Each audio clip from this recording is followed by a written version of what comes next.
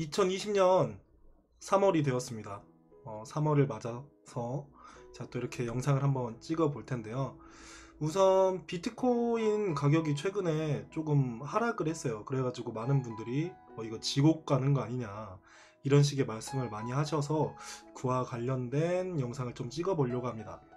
우선 현재 보시면은 비트코인 도미넌스가 한 63.8% 정도 유지하고 있는데요. 한번 들어가 볼까요? 예, 이게 보면은 비트코인하고 다른 알트코인들에 대한 그런 도미넌스를 나타내는 그런 차트인데요. 현재 비트코인 도미넌스가 한 69% 정도 나타나고 있습니다. 이 수치는 여기 보시면은 2017년 초 정도에 비트코인이 이렇게 차지하던 그런 도미넌스라고 말을 좀 할 수 있을 것 같아요. 그 이후에는 비트코인 도미넌스가 이렇게 많이 떨어졌었는데, 그 이유가 뭐냐면 퀀텀 뭐 등등의 유명한 알트코인들이 많이 나왔었죠. 그래서 비트코인 도미넌스보다는 그 당시에는 알트코인이 굉장히 흥했던 그런 시기였습니다. 근데 그 이후에 이런 코인들이 실질적으로 기대했던 것보다는 기술적인 부분이나 그런 운영 측면에서 많이 떨어졌었어요. 그렇기 때문에 이런 알트코인들보다는 우리는 비트코인에 집중하자, 이런 식으로 전체적인 장 분위기가 형성이 되면서 비트코인의 도미넌스가 많이 올라가는 이런 모습을 보였습니다.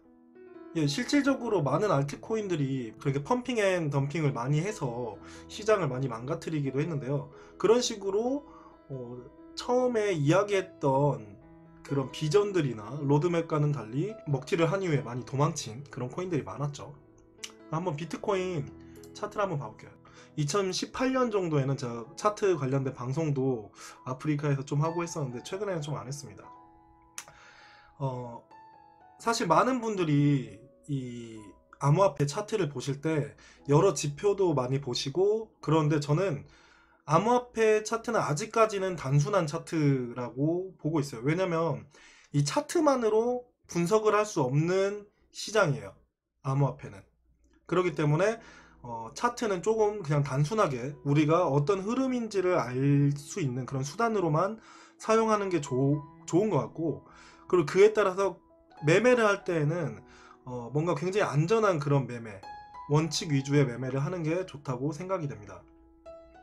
그래서 보시면은 최근에 이제 많은 분들이 하락세가 왔다면서 많이 걱정을 하셨어요. 근데 지금 이 차트를 보시면은 우선 추세선을 한번 봐볼게요. 이 추세선이 2019년 초부터 시작됐던 이런 추세선인데요. 이 상승 추세선이 이렇게 하나가 있습니다.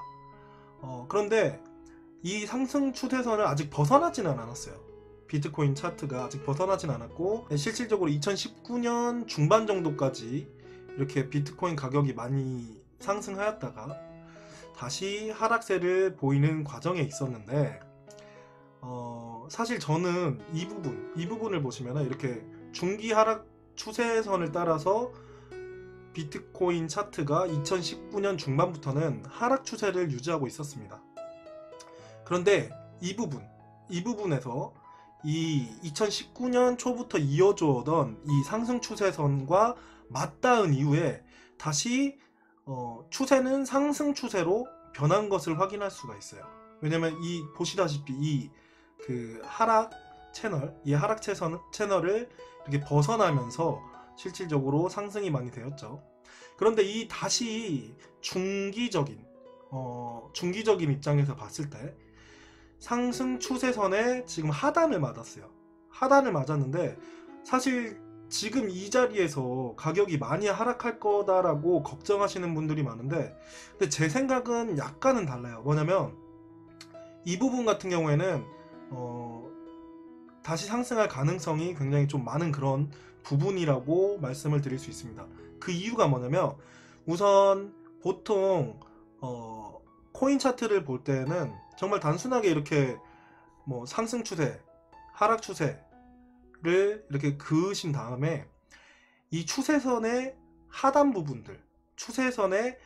부분들에서 매수를 하는 방법이 조금 더 손해를 줄일 수 있고 수익을 볼 수 있는 가능성이 많습니다. 제가 트레이딩하는 원칙 중에 한 가지이고요.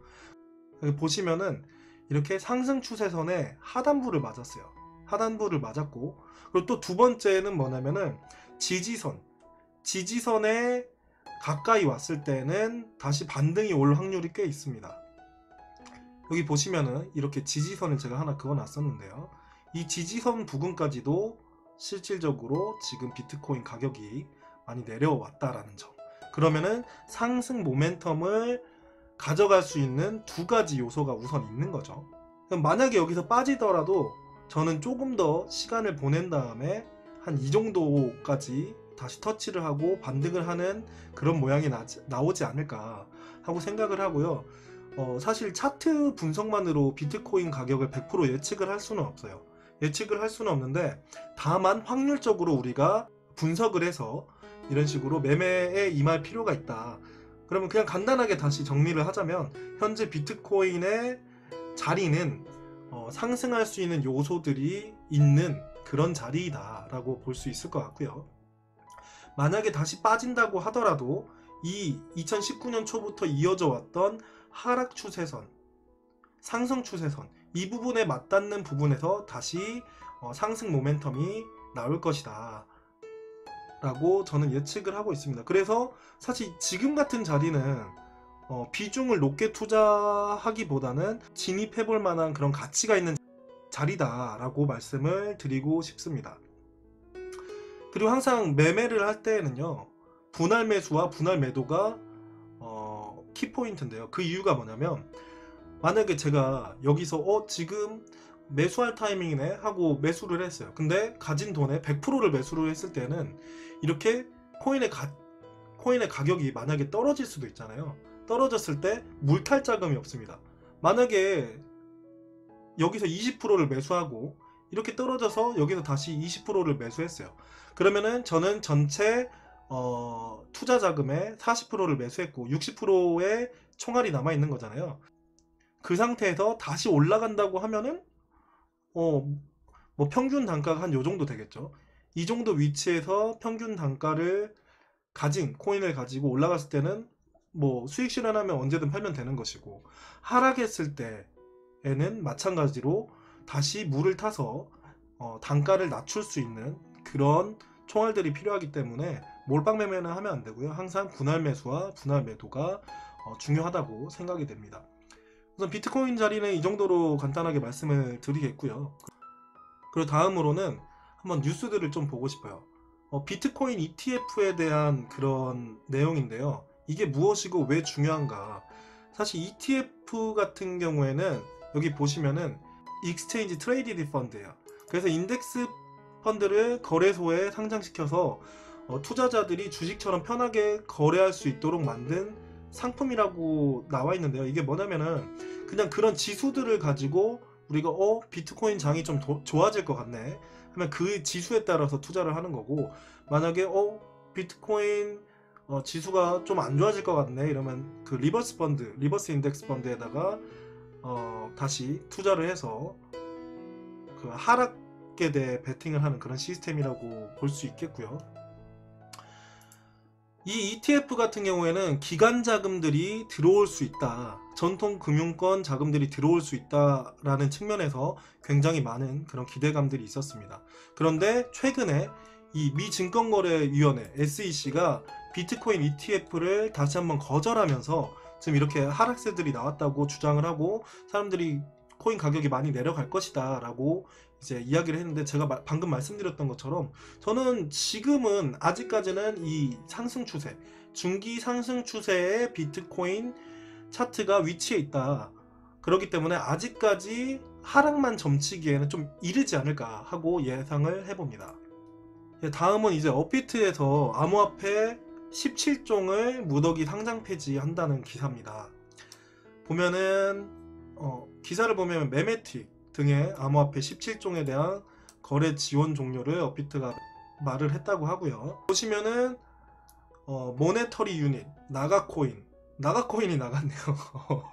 베리코인, 썸시티 토큰, 노시스, 페더코인, 비아코인, 페이션토리, 게임 크레딧, 블록파티, 드래곤체인, 아이하우스 토큰, 휴메닛, 오케이 캐시, 오디세이, 모나코인 등이다. 이들 암호화폐는 비트코인 마켓에 상장됐었다 라고 기사에서는 이야기를 하고 있습니다. 사실 업비트가 예전에 그 비트렉스하고 같이 호가창을 공유하면서 무더기에 코인들이 좀 많이 있었던 것도 사실이었습니다. 그렇기 때문에 많이 유명하지 않고 또 코인 재단에 활동이 많이 없는 코인들, 그리고 투자자들이 손해를 볼 수 있는 그런 종목들은 이제 유의 종목으로 지정을 하고 실질적으로 상장 폐지를 해나가는 절차를 밟고 있는 것 같습니다. 근데 여기 보시면 이 드래곤 체인 같은 경우에는 미국 쪽에서 상당히 좀 유망 코인으로 꼽혔던 그런 프로젝트였는데 성과들이 많이 좋지 않은 것 같네요. 그래서 이렇게 상장 폐지 종목으로 선정이 된 것 같고요. 네, 그리고 저는 아무래도 이제 컨설팅 업체를 운영을 하다 보니까 이렇게 B2B 사이드에 있는 그런 소식들도 약간은 좀 많이 챙겨보는 편인데, 이 특근법에 대한 이슈가 사실 이 블록체인 업계에서 종사하시는 분들에게는 굉장히 좀 중대 이슈로 꼽히고 있었어요. 그런데 이제 이번에 코로나가 터졌죠. 코로나가 터지면서 이 특근법이 통과될지 안 될지가 좀 굉장히 미궁으로 빠지게 되었습니다. 20대 임시국회가 3월 17일에 종료가 되는데, 이 통과가 불발될 때에는 거의 뭐 폐기 수순을 밟을 수 있는 그런 특근법인데요. 이 특근법이 왜 중요하냐에 대한 부분을 좀 이야기해보고 싶어요. 특근법 개정안에서 여기 보시면은 가상자산, 그러니까 암호화폐를 이제 가상자산으로 이야기를 하면서 사업자에 대한 정의, 사업자 관련 신고제 정비, 거래의 특성에 따른 특례, 시행일 및 사업자 신고의 특례를 다른 부칙 등 내용을 담고 있는 이런 특근법인데요. 이게 왜 중요하냐면은 실질적으로 지금까지는 암호화폐나 그리고 암호화폐를 취급하는 그런 업체들이 벤처기업 기준에서도 제외가 되기도 했고, 실질적으로 이게 뭐 자산이냐 아니면은 뭐 주식과 같은 성격을 띠고 있는 것이냐 굉장히 애매모호했어요. 왜냐하면 주식 같은 경우에는 어떠한 회사의 가치 기반, 그러니까 뭐 영업이익이라든지 이런 데이터를 기반으로 그에 맞춰서 좀 움직이는 그 기반이 있는 반면에, 이 암호화폐라는 거는 그런 것들을 논하기가 굉장히 애매했던 거죠. 왜냐면 ERC20 토큰 같은 경우에는 실질적으로 맘만 먹으면 뭐 30분 내에도 그냥 찍어낼 수 있는 그런 토큰들이기 때문에요. 그래서 사실 알트코인 투자들을 하실 때는 굉장히 주의하셔야 되는 게, 실질적으로 이 알트코인들은 좀 작전주 성향을 많이 띠는 그런 경향이 있습니다. 왜냐면은 아직은 실질적으로 이 코인을 가지고 어떤 사업들이 행해진다기보다는 아이디어를 바탕으로 코인을 만들고 약간 비즈니스 모델을 강제적으로 넣은 그런 모델들이 좀 많기 때문인데요.